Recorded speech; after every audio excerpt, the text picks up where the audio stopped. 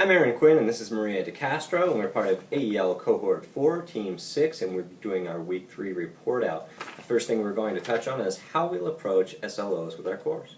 Okay, well first of all, we've revised the SLOs slightly, and we'll share those with the faculty members before the start of the fall semester. And what we did that for clarity and consistency purposes. Now, because of the nature of the course, which is writing intensive, we think that we can easily hit multiple SLOs at one time during a large assignment or a large project. For example, we might assign a student a small business to research for whom they need to create a backgrounder or news release.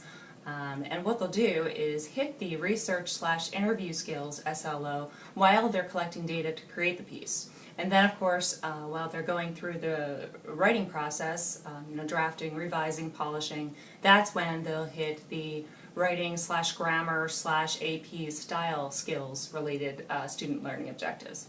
Now, this is just one example, but of course there's multiple opportunities for this, I think, with the type of assignments we have. Absolutely. Okay, now I'll ask you, what are your plans for assessment so far? What are our plans? I think the idea is to make sure that in exams and activities that we actually embed universal questions that can be repeatable and that are relevant to the course no matter what.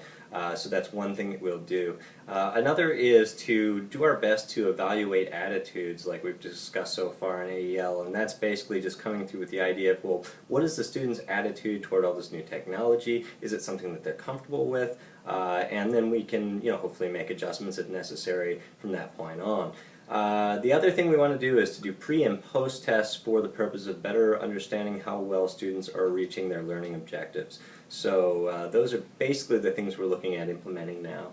Okay. So how do you think we'll incorporate peer-to-peer learning? Okay, well students in this course are upper division, so this is a 300 level course. I think their experiences vary widely at this point, so they might have had internships in the industry, maybe they've worked with TGC, Chico's public relations firm, or maybe they worked with the Orion.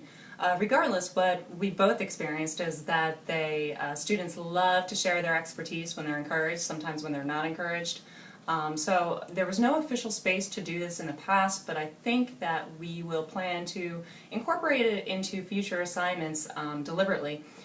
So for example, maybe if a student has worked as a community media manager or an assistant, someone who monitors social media for a company, what they could do is maybe be the student team leader for a Web 2.0 type assignment, something like that. Absolutely.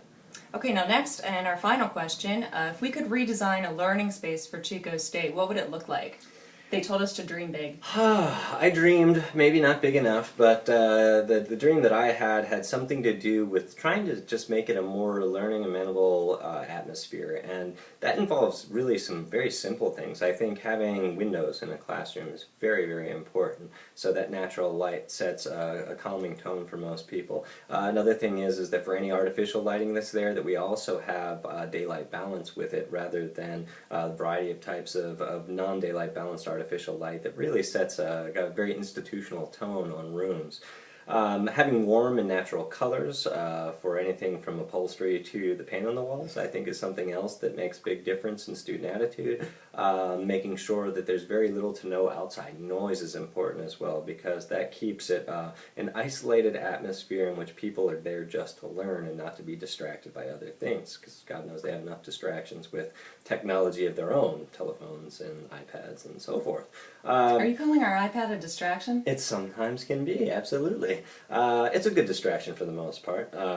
However, I think the most futuristic thing that I came to think of was something along the lines of having 3D projection. So definitely have a single projector of some sort in the classroom, but in the future when it's possible, having 3 dimensions in so many different ways can make a learning experience better, because it's like you're actually witnessing human action in and of itself in the classroom. So having that capability would be great.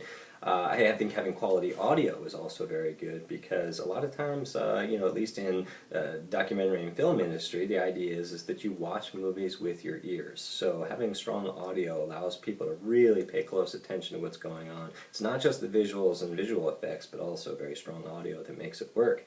Other things is I think the group pods, much like what we saw in the library room 440 too is a really good thing. And I think it would be really good if students had the capability of reaching the projector via network from their pod. So in other words, plugging in and having network access to a projector would be fantastic, because that way the viewership is centralized. Everything is going to the front of the room, or wherever, the side of the room, wherever it happens to be, for that projection. And I think that would be really helpful, rather than having individual pod projecting, or screens that are up on the walls like we do now. And I think finally, large, comfortable chairs, but not so plush where people are passing out. So I think all those things would really help a learning environment a lot, and maybe I'll dream bigger next time. But for now, we want to say a huge thank you to AEL, because that TLP staff just did a wonderful job of creating Absolutely. a great learning environment. We've really gotten a lot from this, and it's changed certainly some of my attitudes, and I think Maria's as well. So big thanks to you, and we hope to see you again soon.